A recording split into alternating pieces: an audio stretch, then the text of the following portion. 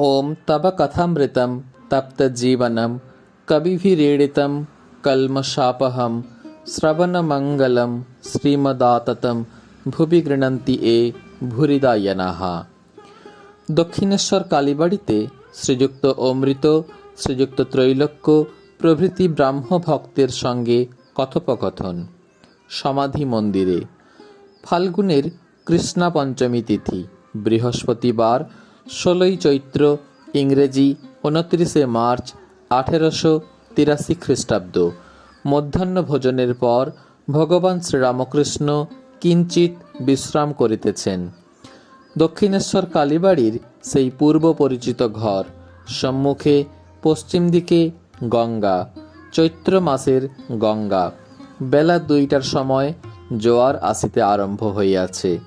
ভক্তেরা কেহ কেহ আসিয়াছেন, তন্মধ্যে ব্রাহ্মভক্ত শ্রীযুক্ত অমৃত ও মধুর কণ্ঠ শ্রীযুক্ত ত্রৈলোক্য, যিনি কেশবের ব্রাহ্ম সমাজে ভগবল্লীলা গুণগান করিয়া আবাল বৃদ্ধের কতবার মন হরণ করিয়াছেন। রাখালের অসুখ, এই কথা শ্রীরামকৃষ্ণ ভক্তদের বলিতেছেন।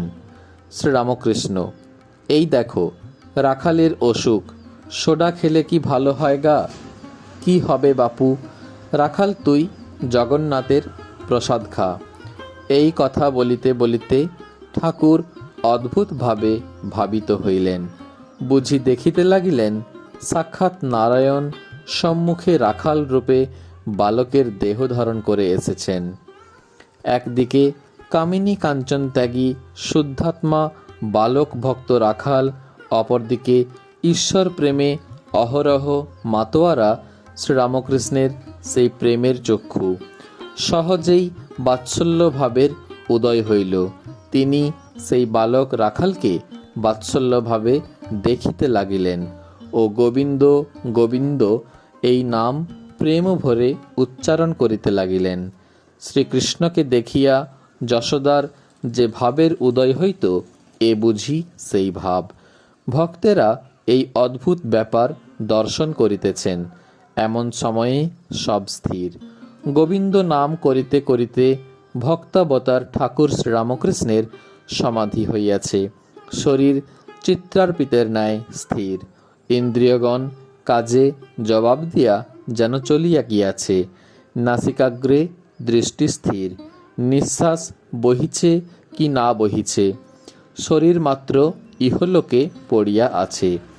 আত্মাপক্ষী বুঝি চিদাকাশে বিচরণ করিতেছে। এতক্ষণ যিনি সাক্ষাৎ মায়ের ন্যায় সন্তানের জন্য ব্যস্ত হইয়াছিলেন, তিনি এখন কোথায়? এই অদ্ভুত ভাবান্তরের নাম কি সমাধি? এই সময়ে গেরুয়া কাপড় পরা অপরিচিত একটি বাঙালি আসিয়া উপস্থিত হইলেন ও আসন গ্রহণ করিলেন। ওম নিরঞ্জনং নিত্যমনন্ত রূপং ভক্তানুকম্পাধৃত বিগ্রহং বৈ ঈশাবতারং পরমেশমিড্ডং তং রামকৃষ্ণং শিরসা নমামহ।